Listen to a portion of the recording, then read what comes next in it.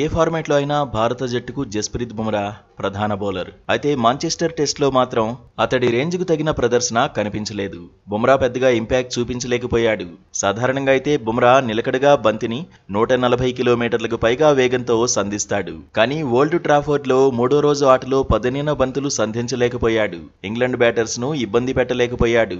మూడో రోజు ఆట ముగిసే సమయానికి తొలి ఇన్నింగ్స్లో బుమ్రా వేసిన బంతులు 173. అందులో నో బాల్స్ కూడా ఉన్నాయి. అందులో ఒకే ఒక్క బంతిని 140 కిలోమీటర్లకు పైగా వేగంతో వేశాడు.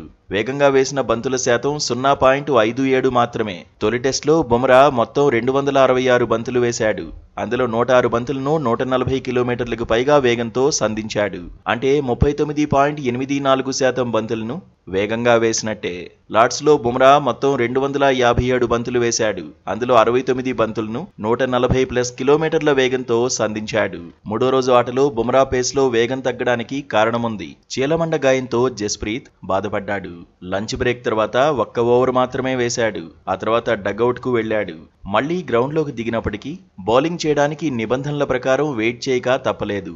రెండో రోజు ఆటలో ఇంగ్లాండ్ 46 ఓవర్లు ఆడగా బుమ్రా 13 ఓవర్లు విసిరాడు. మూడో రోజు మొత్తం 79 ఓవర్ల ఆట జరగ్గా అందులో బుమ్రా 15 ఓవర్ల బౌలింగ్ వేశాడు. టీ బ్రేక్ తర్వాత కూడా కాలి నొప్పితో బాధపడ్డాడు.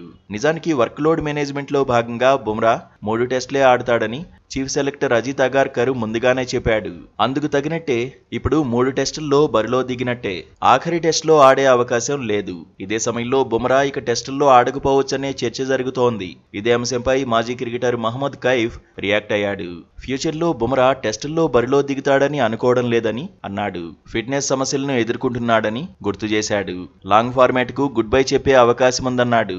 బుమ్రా నిజాయితీ గల వ్యక్తని 100% ప్రదర్శనను ఇవ్వలేకపోతున్నాను అనుకుంటే ఆడేందుకు ఆసక్తి చూపకపోవచ్చన్నాడు. మాంచెస్టర్లో బుమ్రా వేగం 125 నుంచి 130 కిలోమీటర్ల మధ్యే ఉందన్నాడు. ఫిట్గా ఉంటే బుమ్రా బౌలింగ్లో చాలా వేగం ఉంటుందన్నాడు. మొత్తంగా ఇప్పుడు జస్ప్రీత్ టెస్టులకు దూరమయ్యే అవకాశం ఉందనే చర్చ మొదలైంది.